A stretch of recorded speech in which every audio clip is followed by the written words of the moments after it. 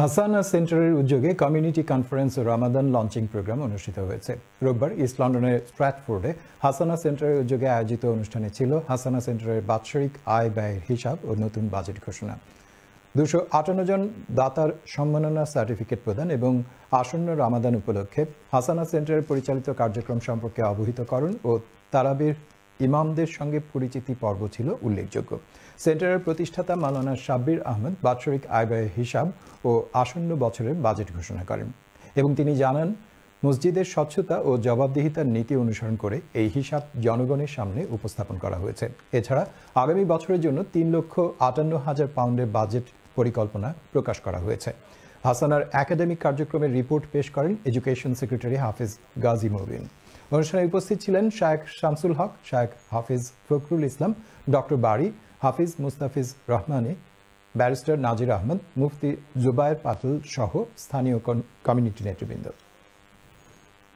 আর আপনারা সেন্টার হাসানা সেন্টার আলহামদুলিল্লাহ বিগত কয়েক মাস থেকে যে সার্ভিস দিয়ে যান, এর উপরে আমরা একটা রিপোর্ট পেশ করা লাগে আজকে community conference Ramadan launching program করছিলাম। আলহামদুলিল্লাহ এটার মূল উদ্দেশ্য হলো কমিউনিটিতে আমরা যে অ্যাক্টিভিটি সম্পর্কে অবগত করা, আর পাশাপাশি যে চ্যানেলে আমরা যে লাইফ ফান্ড রেজিংও দেয় এটার ব্যাপারে আপনারা জানানি, আর সাথে সাথে দোয়া চাওয়া যারা বেকেরিম যেন আপনারা আমার খিদমাতগুলার কবুল এবং মঞ্জুর করেন, আর যত ভাই বোন হলে সদকা করার সদকাগুলার কবুল এবং মঞ্জুর করতা, এবং সমস্ত দুনিয়ার মারাকিজ মাসাজিদ যা আছে সবগুলার আল্লাহ সুবহানাহু ওয়া তাআলা আপনার আমার হেদায়েতের উসিলা হিসাবে কবুলের মঞ্জুর করুক।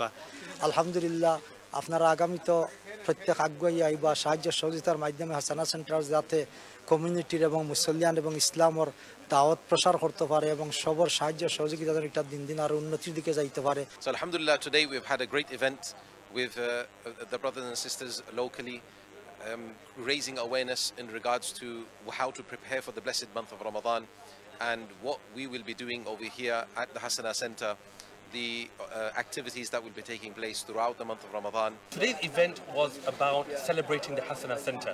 Now, Hasana Center has been around for almost 2 years now, and today's event was about educating the public about what the Hasana Center has been doing for the last 2 years, what their plans are for the future, and how people can get involved. It's important that people get involved with a project like the Hasana Center.